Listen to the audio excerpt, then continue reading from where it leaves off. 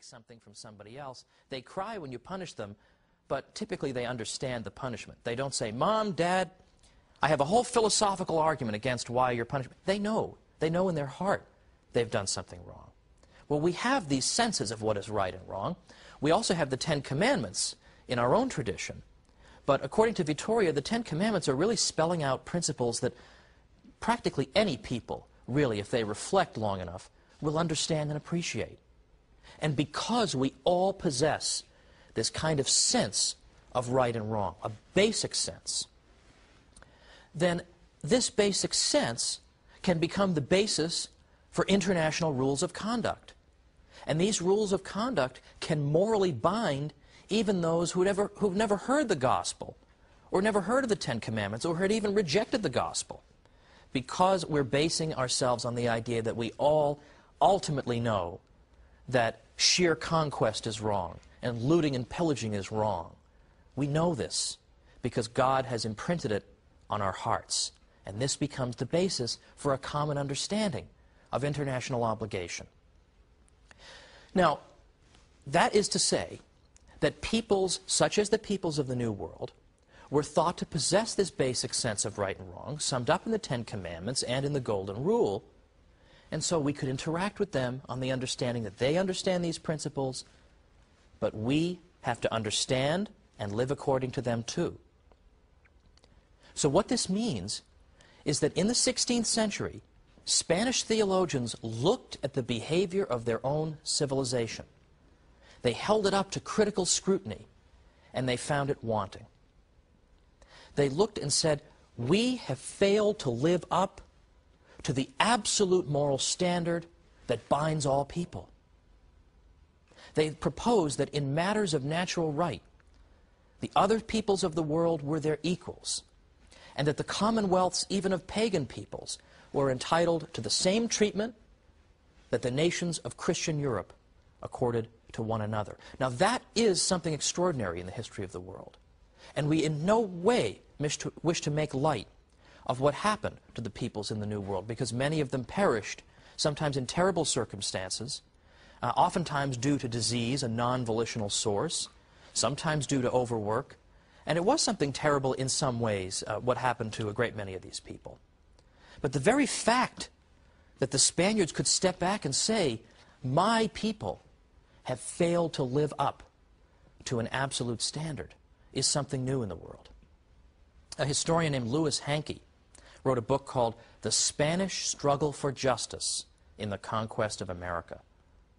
Now that's a strange title, isn't it?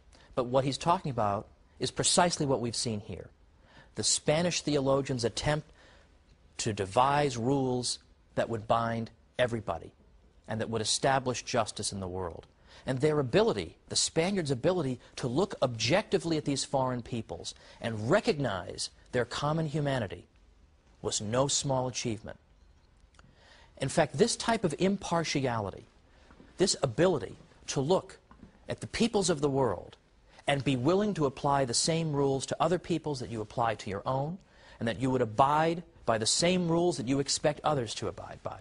This impartiality is not exactly embedded in every civilization. In fact, we need look no further, for example, than the American Indian cultures, which, for whatever their merits, did not possess the ability to look impartially at the world and hold themselves up to a common moral standard. The Harvard historian Samuel Eliot Morison said that the Indians of the same region or language group did not even have a common name for themselves, and that each tribe called itself something like "we the people" and referred to its neighbors by a word that meant the barbarians or sons of she-dog or something equally insulting. Well, if that's your view, that you are the people and everybody else are the barbarians or sons of the she-dog, how are you going to be able to come up with impartial rules governing both you and the barbarians?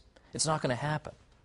So the idea of an international order of states, some large, some small, of varying levels of civilization and refinement, operating on a principle of equality, one toward the other, this could not have found fertile ground amid that kind of narrow chauvinism, a kind of chauvinism that has been all too prevalent in the history of the world.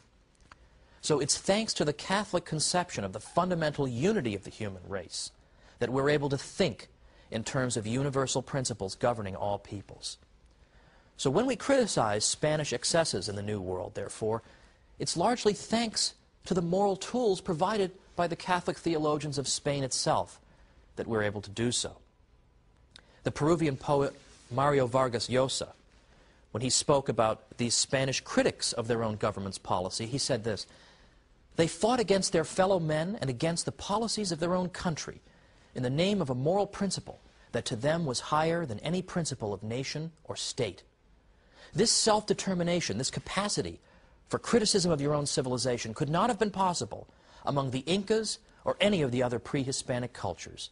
In these cultures, as in the other great civilizations of history foreign to the West, the individual could not morally question the social organism of which he was a part."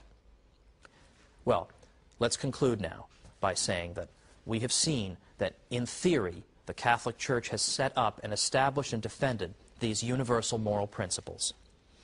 And perhaps they have been observed in the breach at times, but these are the principles. And the additional principle, of course, is that there's to be no forced conversion. That's in canon law. All these things are Catholic principles. What we're going to see next time is an aspect of modern history that's often been forgotten, when anti-Catholic or atheistic states in effect establish the opposite principle, that people have the opposite of rights because they're Catholic. Because they're Catholic, they can be imprisoned or tortured or killed. And we are once again going to see this glorious witness of Catholics in the face of devastation. Join me for the Catholic Church, Builder of Civilization.